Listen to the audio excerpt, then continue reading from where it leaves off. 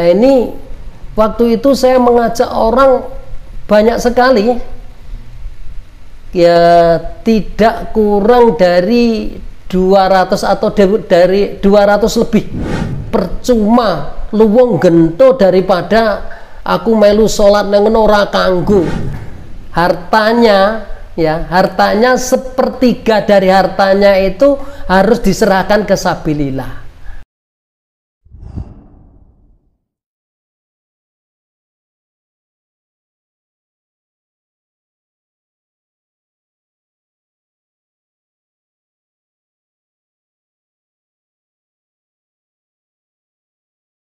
Assalamualaikum warahmatullahi wabarakatuh. Saya nama Hendro Basrowi, asli dari Kediri, Jawa Timur. Namun mulai tahun 82 saya ditugaskan mubalek di Yogyakarta sampai saat ini. Bagaimana awal Bapak bisa masuk Islam Jamaah? Pertama, saya itu masalah Islam Jamaah saya yakin betul bahwa tidak ada lain yang untuk bisa masuk surga selain Islam Jamaah.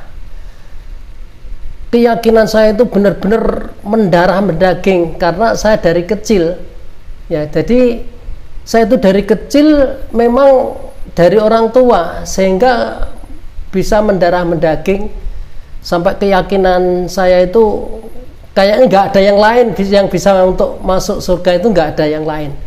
Tapi setelah tahun 2020 Februari, alhamdulillah mas saya itu datang. Sedang, mas. Yaitu Pak Agus Mukhrisin datang. Dan saat itu diketahui oleh salah satu pengurus organisasi atau ya adalah itu, saya mau menemui dia nggak mau ikut. Ternyata yang namanya mas saya, Mas Agus itu ternyata sudah diketahui dia sudah keluar dari Islam Jamaah. Nah, setelah saya ditemui, alhamdulillah. Saya nggak tahu sebenarnya tujuannya apa mau menemui saya, tapi alhamdulillah saya dijelaskan tentang subhat-subhat masalah Islam Jamaah, yaitu tentang dalil-dalil yang doif itu dijelaskan. Semua dijelaskan kayaknya itu rasional dan logika, ya, ilmiah. Jadi sangat bisa diterima. Jadi alhamdulillah saya bisa menerima. Saya sampai masa itu nerangke masalah ini sampai nangis masalah ini, sehingga yaitu saya alhamdulillah sejak itulah saya mulai hijrah, sehingga waktu itu terus hubungan dengan adik saya yang ada di Saudi sana, yaitu anak Pak Lek saya itu saya selalu di-share tentang subhat-subhat, terus juga sama Mas Agus itu juga di-share tentang subhat-subhat itu, sehingga makin yakinlah ternyata yang saya pahami sejak dulu itu ternyata hadis-hadis doif itu saya pakai. Ya Allah, ini jadi ngeri. Jadi karena apa? Hadis-hadis yang doif untuk pedoman, untuk hukum, untuk dalil ini yang parah sekali ini. Jadi setelah ini saya baru tahu, terus saya pelajari terus tentang subhat-subhat ini. Jadi mulai itu terus dikirim buku-buku tentang dalil-dalil yang menyimpang, yang tidak sesuai dengan rujukan-rujukan yang sesuai dengan para jumhur ulama itu. Soalnya itu. Seberapa militan Bapak dulu ketika masih aktif di Islam Jamaah? Sebenarnya saya itu benar-benar militan ya, karena yang namanya senior ya dari kecil, apalagi waktu saya di tes di Kertosono waktu itu ya, tahun 80-an itu saya sering kali berbaiat sama Pak Haji Nur Hasan, itu udah nggak bisa dihitung lah. Setiap kali bertemu ada orang baiat itu saya baiat. Jadi benar-benar saya itu yakin dan dalilnya itu seakan-akan iya, ternyata tidak sesuai dengan rujukan-rujukan yang ada, yang sesuai dengan hadisnya. Jadi ternyata Quran itu rujukannya ada di dalam al-hadis itu. Jadi inilah yang saya tidak tahu tentang masalah rujukan-rujukan hadis kemarin itu waktu itu. Jadi Al-Quran itu untuk penjelasannya itu hanya istilahnya mangkul. Jadi kalau sudah mangkul itu seakan-akan itu dari Allah, Rasul, terus sahabat sampai ke saya, seakan-akan seperti itu. Ternyata yang saya tahu sekarang, ya Allah, sanadnya itu sampai sekarang itu saya belum menemui. Kalau Pak Haji Nur Hasan itu katanya punya sanad, tapi sampai sekarang ya nggak ada. Dan ini seandainya kita buka pondoknya mana, seandainya ya kita kan tahu toh sekolahnya di mana, seandainya sekolahnya di Gajah Mada ya, di UGM, itu seandainya ijazahnya hilang kan bisa toh dicari lagi di sana. Untuk mencari ijazahnya lagi yang baru kan bisa. Nah mosok Pak Haji Nur Hasan itu sampai sekarang itu nggak ada buktinya sama sekali, sehingga inilah timbul keraguan, makin ragu ini. Jadi saya itu dulu keyakinan mantap, tapi karena ditanya orang-orang ini sanadnya mana, kan karenanya mangkul itu kan ada sanadnya. Nah, tapi sama sekali itu nggak ada. Itu kayaknya ada, saya dengar ada 4 ya, ada 4 itu. Terus saya pernah belajar Quran Waros itu juga sanadnya yang dari bacaan Waros itu dari orang Singapura kayaknya, insya Allah saya pernah belajar itu. Kalau hafaz ya ada dulu, tapi sanadnya sampai sekarang belum ada.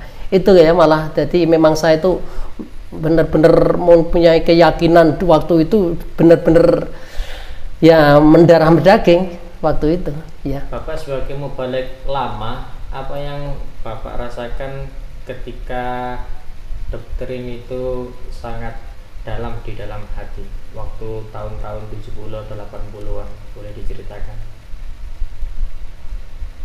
Jadi masalah doktrin yang saya rasakan memang benar-benar mendarah mendaging itu tadi ya. Nah itu saya seorang mubalik mulai tahun 80 saya sudah mempunyai gelar mubalik, yaitu punya ijazah mubalik. Waktu itu saya ditugaskan di Lamongan. Setelah itu saya ditugaskan di Yogyakarta, terus biasanya terbalik pondok lagi, terus tugas lagi diambil ke Yogyakarta lagi, tugas balik ke pondok lagi, tugas lagi ke Semarang. Nah ini waktu itu saya mengajak orang banyak sekali ya, tidak kurang dari 200 atau dari 200 lebih, insya Allah 250-an orang yang saya ajak ke masuk Islam Jamaah itu. Jadi banyak sekali. Dan ini heran saya, setelah saya hijrah, saya itu pernah datangi orang satu rumah itu yang ngajak saya masuk ke Islam Jamaah itu, saya ajak ke sana, saya datang ke sana, terus saya ajak, tujuan saya mau saya jelaskan. Ternyata saya sudah di halamannya dilihat, Mas Basrawi. Setelah itu dia langsung pergi tanpa menemui biasanya, padahal biasanya itu dia kalau ketemu saya terus suruh masuk, disuguh wedang, suruh makan, pulang masih ada dikasih oleh-oleh, biasanya seperti itu dulu.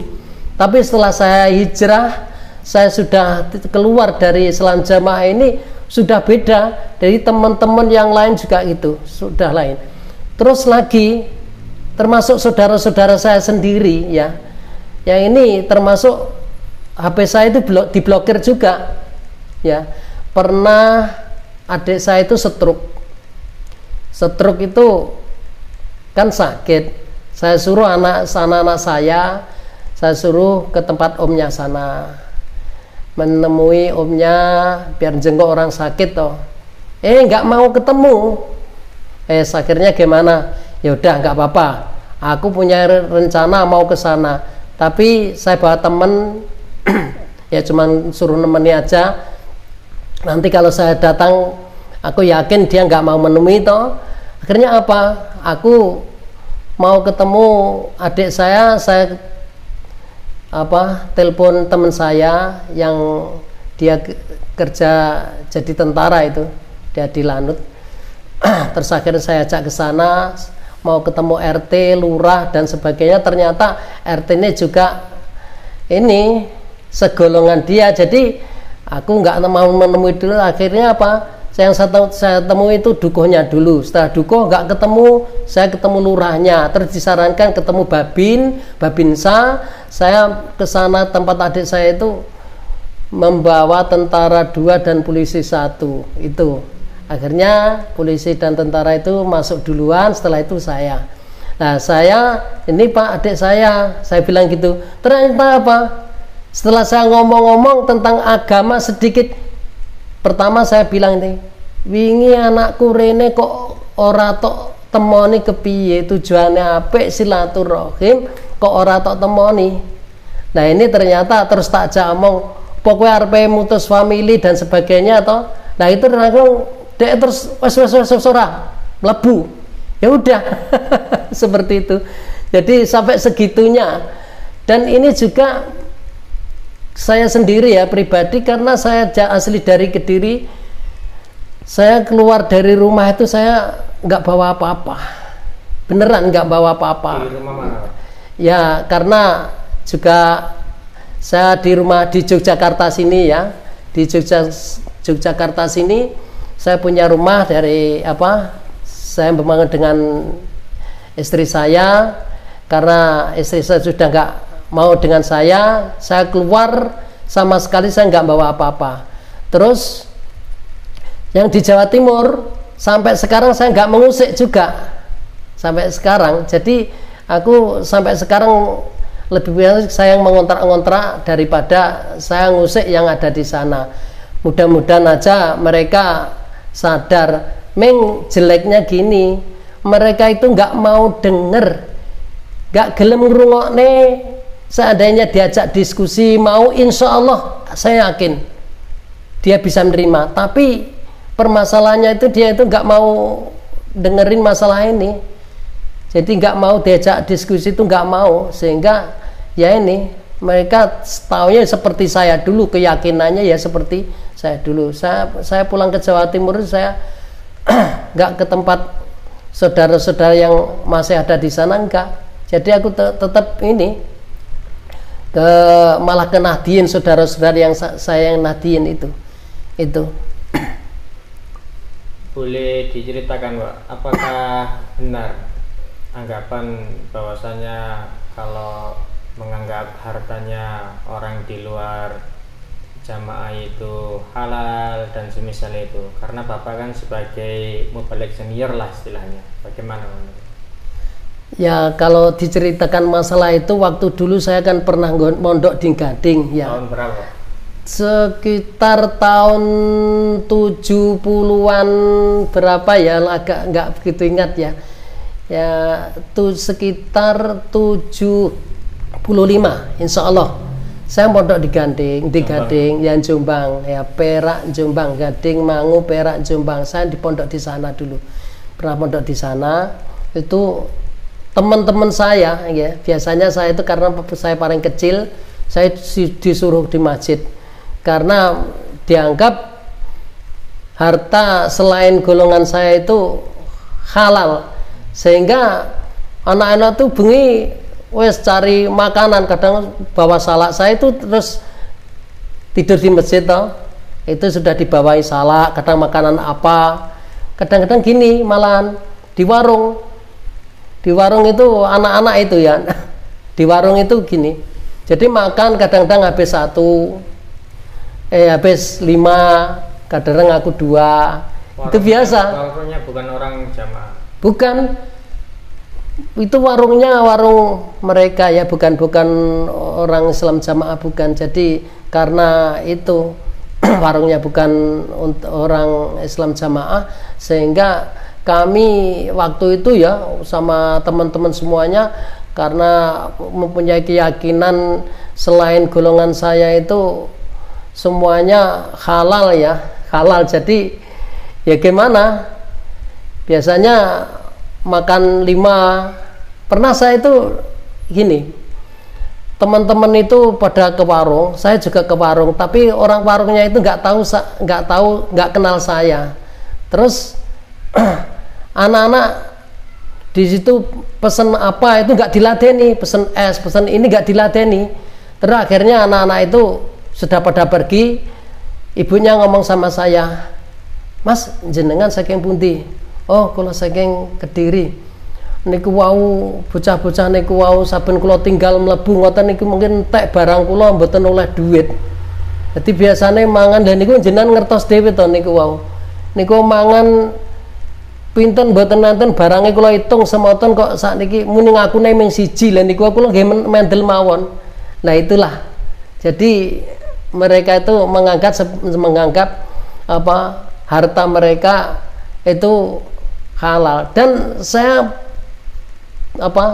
tahu persis, kenal orang-orang yang di dalam penjara ya, ada itu orang karena dia mencuri, karena dia ini dan itu, ada itu karena menghalalkan hartanya orang lain yang selain golongannya itu.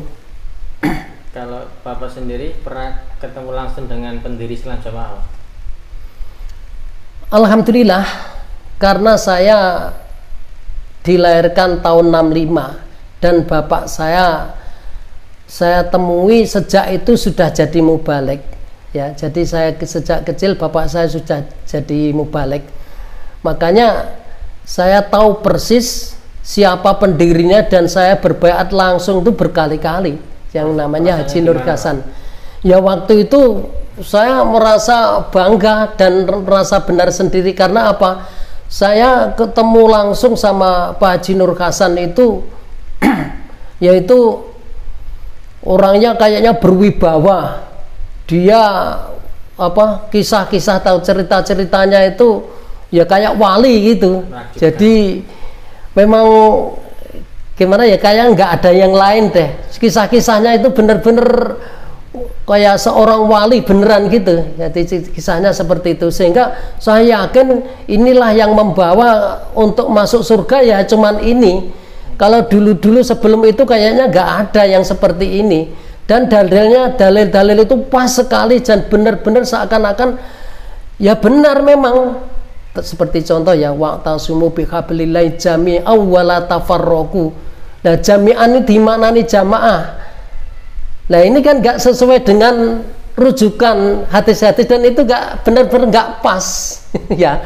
Jadi jami'an di mana? Terus itu didukung dengan dalil la islama illa bil jamaah, itu ucapannya Umar. Terus itu hadisnya do'ef maudhu, jadi murokab ya. Jadi hadisnya itu bisa dikatakan hadis itu palsu. Ini untuk sandaran hukum masalahnya. Jadi aku waktu itu yakin bener-bener inilah yang benar, seakan-akan la islama illa bil jamaah wala jamaata illa bil imarah wala imarata illa bil bai'ah wala bai'ata illa bit ta'ah. Seakan-akan yo dalil itu beneran. Ternyata setelah saya tahu ini dalil-dalil ini, ya Allah, hadis ini do'ef murokab maudhu. Nah ini boleh diceritakan Pak satu atau dua kisah yang menurut Bapak waktu itu sangat mengherankan tentang pendiri Islam Jamaah? Iya, ada. Itu yang pendirinya, yang Pak Haji Nur Hasan itu waktu itu. Yang menceritakan siapa? Saya tahu sendiri. Waktu itu ada pas manten ya, ada mantennya anaknya ya. Insya Allah di Kertosono waktu itu, di Kertosono. Waktu manten itu yang datang itu ada dari bintang film itu Ida Royani dan Benyamin waktu itu tahun berapa ya, 78 Pak ya, sekitar itu ya Pak ya. insya Allah kalau nggak 77 ya, tahun 77 ya, itu Daryani dan Benyamin itu. Saya itu malam cari ular sama bapak saya, sama temennya ada berapa orang, 3 orang atau berapa, itu dapat banyak sekali ularnya itu untuk pencaan waktu itu. Bapak jadi penerobos pusat. Oh ya, bapak saya memang mau balik, terus akhirnya diangkat menjadi penerobos pusat dan diteruskan dengan anaknya ya mas saya itu. Nah terus waktu itu, waktu pencaan itu yo anak yang apa gulung-gulung neng risalah, gulung-gulung neng beling, tidak beling, terus itu duri ya, duri salah. Ya duri salah, terus beling juga, terus ini Pecahan kaca. Pecahan kaca, terus apa dibleki lumpang, tahu lumpang? Lumpang itu apa jenis batu yang biasanya waktu itu untuk numbuk padi. Ya untuk numbuk padi itu biasanya kan sekarang kan diseleb ya, diseleb jadi beras itu loh. Ditindih. Ya. Bukan ditindih, ngangkat batunya itu berapa 3 orang atau 4 orang ya, itu ngangkat batu panggul gini, setelah sampai atas dibruk nih itu, nggak apa-apa itu. Bapak melihat sendiri? Saya melihat sendiri, ya memang aku diajak ke sana, itu diantara kesaktiannya itu. Dan kalau yang lain cuman kisah-kisah ya ceritanya, tapi akurat ya yang saya terima itu karena orang-orangnya yaitu yang saya temui yaitu, jadi kisah-kisahnya termasuk apa ya, dia pernah katanya ketemu orang itu apa kelapa itu disuruh diturunkan ya, kelapa diturunkan dipedade atau apa itu turun, terakhirnya apa ada yang beluluk katut terus ya itu dikembalikan, itu dia nggak bisa mengembalikan, terus dia yang mengembalikan naik atas gitu katanya di antara kesaktian. Jadi saya itu yakin bener seakan-akan itu dia itu waliullah, nggak ada lain. Terus lagi waktu berasnya habis ya, waktu berasnya habis dia sholat 2 rakaat, setelah itu kok belum penuh, dilihat itu ada apa, sudah ada penuh berasnya, nggak ada mbah. Oh terakhirnya sholat lagi kan, oh ternyata ada gambar mentol setrika itu ya, setrika akhirnya dikeluarkan, dia sholat 2 rakaat, setelah sholat 2 rakaat itu apa beras dilihat, tempatnya dilihat itu ada berasnya, wah hebat ini, berarti tambah mantap gitu, keyakinan saya itu makin mantap ya. Itu terus lagi gini, saya tuh pernah mengantar orang apa dia berdosa karena zina ya, pernah saya antarkan ke, tapi bukan Pak Haji Nur Hasan, ini anaknya yang pertama yaitu Haji Suwe Abdul Dhohir. Itu saya mengantarkan orang zina, setelah itu diberi kafaroh, saya aturkan, Pak ini punya dosa yaitu dosa zina, ini untuk kafarohnya apa, das ini sudah menyatakan tobat. Nah, ini kafarohnya apa? Diberi kafaroh yaitu disuruh istighfar berapa ribu setiap hari. Setelah itu hartanya ya, hartanya 1/3 dari hartanya itu harus diserahkan ke sabilillah.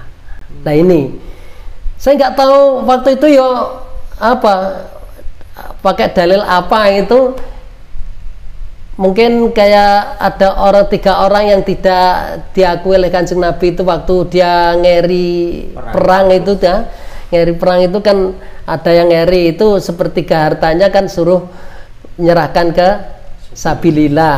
Nah, tapi mungkin mengadopsi dalil ini mungkin ya, jadi di sana itu memang ini suruh tobat itu, suruh setelah itu harus kafaroh. Saya sering kali ya, jadi uang. Iya pakai uang. Jadi setelah saya kesalahan apa ya, contohnya ya naik kendaraan tidak punya SIM. Nah ini harus tobat kalau kalau mengakui dosa ya. Nah ini ya memang tobatnya kepada Allah, tapi ya disaksikan dengan oleh bapak imam. Nanti diberi, biasanya langsung dikasih uang berapa itu, nanti kalau kurang disuruh nambah, disurati lagi kafarohnya sekian gitu.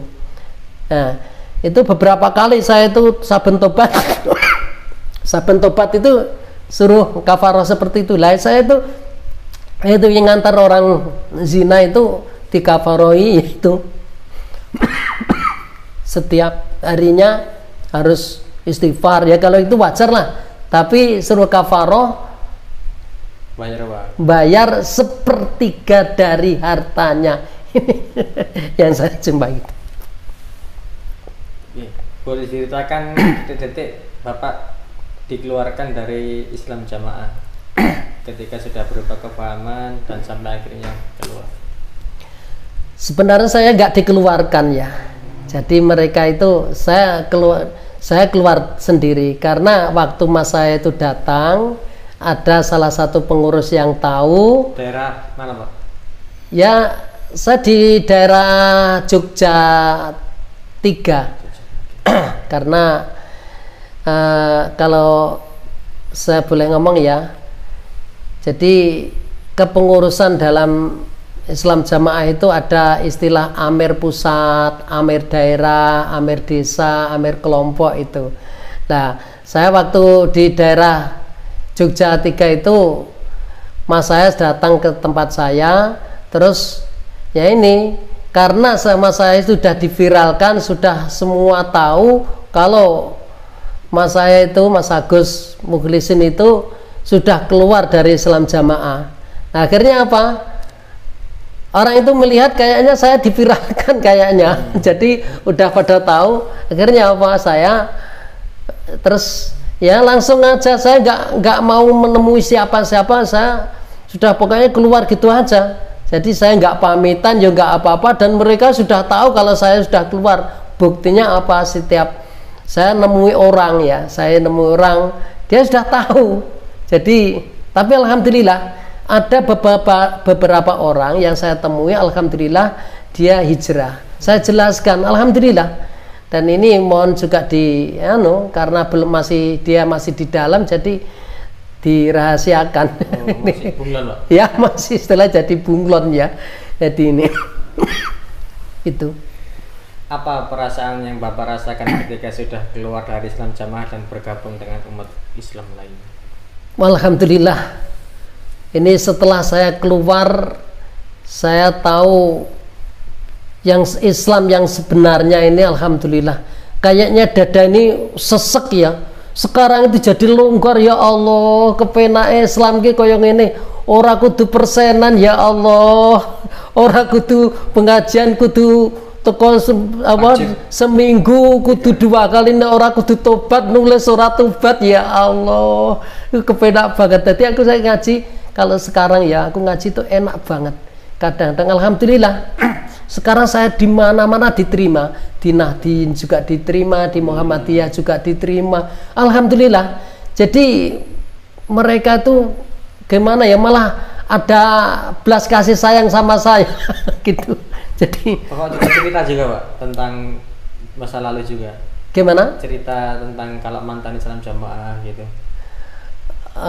Tentang masalah Islam Jamaah gitu. Ke teman-temannya. Oh, ya. Jadi setelah saya hijrah ini, alhamdulillah setiap ketemu orang ya, saya lihat-lihat dulu ya, biasanya lihat-lihat. Karena apa? Saya kan kerjanya saya keliling. Waktu itu ada satu orang yang membuat masjid, tapi hanya 4 orang atau 5 orang itu ya, saya tawari, saya jual kacamata, saya tawari. Setelah itu saya ngomong, sebenarnya saya itu Islam Jamaah, saya sudah keluar. Langsung dia tunjuk hidung gini, berarti kamu sakit hati ya? Masya Allah, ternyata orang-orang yang keluar ini tuduhannya orang yang sakit hati. Masya Allah, lah saya itu sakit hati apa no? Berarti dia orang Islam Jamaah. Gimana? Berarti orang tadi itu orang Islam Jamaah. Iya, ternyata dia orang Islam Jamaah. Itu akhirnya apa? Karena kacamata sudah dibeli dan sudah dikasih uang, aku terus ya udah wes aku pamit. Aku ngomong-ngomong ke ragato, dan masalah aku naik kesempatan ngomong masalahnya. Jadi yaudah, wes kono minggat tuh. Ya udah, aku terus pergi. Nah makanya setiap saya ketemu orang itu saya ngomong, kalau terutama di masjid ya, saya ngomong saya aslinya Alam Jam. Alhamdulillah dia merangkul saya, dia malah pernah saya juga jadi ini narasumber ya, pernah di Masjid Prambanan juga pernah, terus di lingkungan Prambanan ya ada 2 masjid yang saya diundang untuk jadi narasumber itu pernah juga. Ya tentang kesesatan yang saya jalani, ya Islam jamaah yang saya jalani dulu, saya jelaskan semuanya. Ada banyak pertanyaan. Terus yang ini, yang saya nggak habis pikir gimana. Saya juga waktu itu memang saya meyakini bahwa Islam jamaah itu yang paling benar, sehingga orang-orang yang masih di dalam Islam jamaah itu juga meyakini Islam yang paling benar, sehingga dia keluar ya, sudah istilahnya sana itu bledong ya, sudah keluar dari Islam jamaah, tapi dia nggak mau sholat, dia nggak mau ikut sana ikut sini, nggak mau. Karena apa? Percuma luwung gento daripada aku melu sholat nang ora kanggo.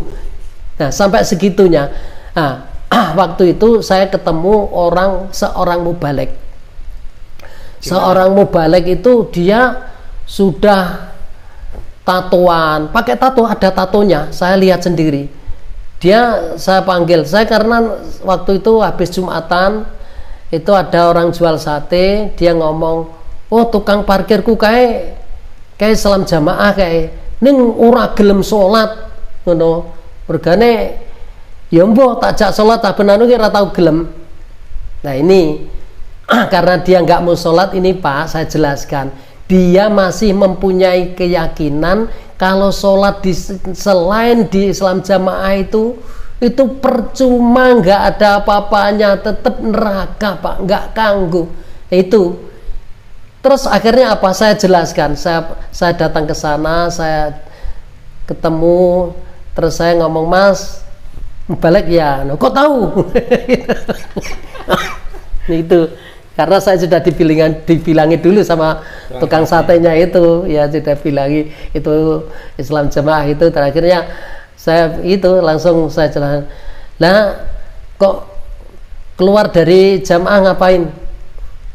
Sakit hati Pak, saya beneran itu sama pengurus-pengurus saya tuh nggak cocok, saya terus keluar. Nah terus keluar saya orang nggak sholat nggak apa-apa. Enggak Pak, daripada saya percuma salat itu percuma kalau enggak ada. Terus saya jelaskan, alhamdulillah. Dan mulai sekarang insya Allah dia sudah mulai belajar sholat lagi. Alhamdulillah. Iya di Jogja ini. Iya, alhamdulillah. Dan ini mau saya temuin lagi insya Allah karena saya kasihan ya orang keluar dari Islam jamaah karena keyakinannya yang benar itu, sehingga kalau sudah keluar kalau sholat nggak kagum lebih baik gendro itu tadi loh. Iya nggak sholat nggak mau apa-apa, memang bener itu sampai tatoan, sampai celananya sudah ini. Karena dalam Islam jamaah kan celananya harus di atas mata kaki kan. Nah itu sudah enggak, berarti pokoknya udah bebas gitu, hidupnya udah bebas. Terus saya tanya, saya bilang gini, nah sekarang dengan keluargamu, ya keluarga masih sana, dan istri, oh enggak, kalau istri saya NU, ya enggak masalah toh, saya bilang gitu, enggak masalah, siapa wahai orang Islam itu enggak masalah, saya bilang, udah mau dimulai besok, dimulai salat, saya bilang gitu. Alhamdulillah, mulai itu insya Allah, dan sampai sekarang mudah-mudahan dia istiqomah, itu insya Allah.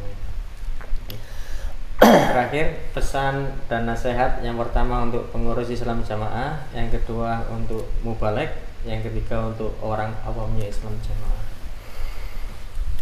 Pesan saya kepada semua yang masih ada di dalam ini, sungguh kalau kalian semuanya mau mendengarkan diskusi, membuktikan, jangan mengatakan saya punya emas 24 karat tapi orang oleh dites. Gimana kira-kira? Jadi seandainya kalian punya barang ini asli, ini original, tapi semua orang nggak boleh tahu, pokoknya tukunan iki, kira-kira gimana? Mau nggak beli? Jadi kita harus membuktikan kebenaran itu apa? Ya kita diskusikan, kita tanyakan dalilnya mana. Karena apa? Di dalam Islam jamaah itu yang pertama ini, dia tidak belajar mustalahul hadis. Apa itu? Yaitu untuk mengetahui yang membawa hadis-hadis itu atau sanad, ya, yang membawa hadis-hadis ini hadis ini doef atau sohe atau hasan, ini diketahui dari mustalahul hadis itu. Makanya kalau dalam LD itu hadis doef, hadis opo, dia itu nggak tahu sama sekali. Iya, karena saya rasakan sendiri, saya itu senior ya. Saya sejak kecil itu sampai tua, karena umur saya sekarang udah 58 berjalan ini. Jadi saya itu, setahu saya itu mangkul itu hanya mangkul mendengarkan dari guru, terus nulis, dijelaskan, ditulis, cuman itu saja. Jadi penjelasan ini hadisnya doef dan tidaknya nggak tahu sama sekali. Berarti di Mubalik Islam Jamaah nggak pernah belajar mustalah hadis, usul fikih gitu, nggak pernah? Nggak pernah, nggak ada ajarannya itu, nggak ada. Apalagi tentang tauhid, walaupun ya sebenarnya itu Quran hadis sudah mencakup, fikih tauhid itu sudah mencakup sebenarnya. Tapi kalau tidak diperdetail ya, tidak dirinci, kita itu kurang bisa memahami masalahnya. Ya, ini beneran masalah tauhid ini tentang keesaan Allah Subhanahu wa taala, tentang la ilaha illallah itu aja, ya. La ilaha illallah ini kalau diartikan panjang sekali, tapi ini belum pernah diuraikan oleh ajaran saya Islam Jamaah waktu itu. Tentang fikih, tentang aturan-aturan agama itu ya taunya ya mangkul gitu aja, agar mangkul wes paling bener, paling top, ya lainnya salah gitu. Jadi itulah. Terus pesan saya kalau memang benar tenanan ya, kalau memang Islam Jamaah itu benar, mari kita buktikan, mari kita diskusi, jangan sembunyi-sembunyi, jangan delik, kita ngomong, kita bukan adu argumentasi, bukan ya, tapi kita itu diskusi bagaimana baiknya. Kalau memang benar, saya ikut. Saya itu alhamdulillah, yang keluar ini bukan orang bodoh-bodoh kok. Yang keluar itu para mubalek itu banyak sekali, dan ini orang-orang yang berpendidikan juga. Ya, ada yang S1 ya, mulai SD, SMP, SMA, S1 sampai juga ada profesor dan lain-lain ya. Ini banyak sekali yang keluar ya. Jadi masalah orang-orang yang keluar ini bukan orang goblok-goblok, intinya gitu. Bu, ayo kita diskusikan ya, jangan sampai kita itu menyesal di akhir nanti. Karena apa ya, kalau kita menganggap kita ini yang paling benar sendiri, ya udah ya, kita sudah menganggap, kata wayah sabuna annahum muhtadun, mereka yang menghamba setan aja sudah merasakan dia itu mendapatkan petunjuk, apalagi dasarnya wis Quran hadis. Seakan-akan itu benar sendiri, tapi Quran hadis itu urung sempurna. Karena apa? Ya hanya itu saja. Mana sanadnya? Hadis Baihaqi, Muwatta dan lain-lain, mana? Sampai sekarang saya belum menemukan.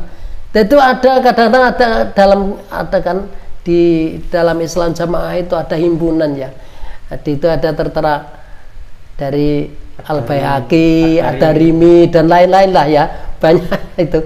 Tapi nggak pernah dikaji. Nggak, itu yang saya kaji itu Bukhari, Muslim, Nasai, Tirmidzi, diurutkan dari dulu itu pertama Bukhari ya, terus Nasai, terus dan seterusnya itu.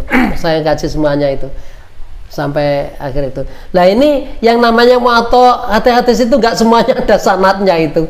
Masya Allah, yang katanya musnad mangkul, musnad mutasil itu sambung sampai Rasulullah SAW, tapi sanadnya nggak ada sampai sekarang itu. Nah, meyakini bagaimana? Jadi intinya apa? Kurang Menerangkan masalah jamaah itu yang menulis dalam surat dalam hadis Tirmidzi itu ada kok. Ada dalam hadis Tirmidzi. Insya Allah kalau nggak salah yang hadis aslinya ya halaman 315. Tapi karena dia dalam Islam jamaah itu mencetak sendiri. Di situ ada tulisan di penjelasannya dari Imam Tirmidzi. Al jama'atu ma wafaqal haqqa walau kunta wahdaka. Jamaah itu ya sesuai dengan atau mencocoki dengan sunnah. Intinya apa? Cocok dengan Quran dan hadisnya, sesuai dengan perintah Nabi, sesuai dengan sunnah Kanjeng Nabi. Itu walau kunta wahdaka gitu.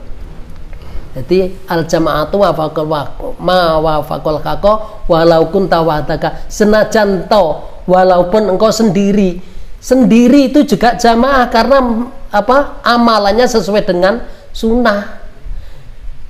Nah itu yang namanya jamaah itu dalam pengertian dalam Islam jamaah itu bukan manhaj tapi apa? Struktural.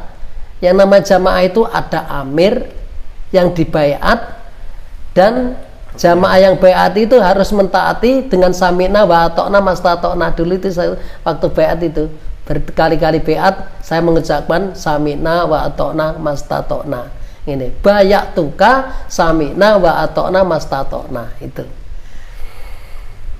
Cukup sekian YouTube. Sekian dari saya. Sekian dari saya. Insya Allah mudah-mudahan bermanfaat untuk semuanya. Karena apa? Dengan semua yang saya sampaikan ini mudah-mudahan mereka sadar dan Allah membuka hatinya sehingga Allah memberikan hidayah pada kalian semuanya yang masih di dalam. Dan perlu diketahui kalian semua itu sebenarnya tentang ilmu itu masih bagaikan katak di dalam tempurung, bagaikan ikan di dalam akuarium. Nanti kalau kalian semua sudah melompat dari situ, insya Allah tahu ilmu yang sebenarnya. Ternyata yang saya ketahui ilmu itu Masya Allah sampai sekarang itu saya merasa bodoh sekali. Dan saya yakin saya harus mencari ilmu lagi. Ini yang saya, karena apa? Banyak penyimpangan-penyimpangan yang tidak sesuai dengan jumhur ulama ya. Jadi ulama-ulama itu sudah menukil dari hadis-hadis semuanya. Jadi pengertian Quran dan hadis itu sudah dari sananya. Kita nggak perlu menguraikan nggak perlu menerangkan lagi. Jadi sudah ada penjelasannya di situ ya. Insya Allah di dalam Bukhari, Muslim itu semua ada sarah-sarahnya, itu perlu dibaca. Nah, kami dalam Islam jamaah itu nggak pernah itu dijelaskan, nggak pernah itu dibaca, sehingga yang saya sampaikan tadi al jama'atu ma wafaqal haqqa walau kunta wahdaka itu kayak citaannya sana itu nggak ada, itu dihapus karena apa? Katanya membingungkan jamaah. Padahal itu penjelasan dari yang menulis sendiri. Insya Allah itu semoga bermanfaat untuk kita semua. Saya akhiri dengan subhanakallahumma wa bihamdika asyhadu an la ilaha illa anta astaghfiruka wa atubu ilaik. Assalamualaikum warahmatullahi wabarakatuh.